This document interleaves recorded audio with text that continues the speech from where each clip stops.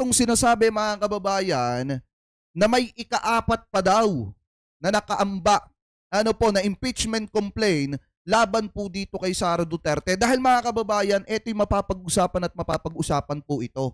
Kung pagbabasihan po natin yung sinabi ni Tito Sen doon sa kanya mga interview, after election mga kababayan or before election, baka mapag-usapan na etong impeachment na ito laban po dito mga kababayan kay Sara Duterte, lalo na at dumadami yung mga nagko-complain. Noong nakaraan 3 lang mga kababayan, pero ngayon may paapat pa daw na impeachment complaint laban po dito kay Sara Duterte na ihahain daw mga kababayan sa mga susunod na linggo. So ngayon pakinggan po natin itong balita galing po sa Net25.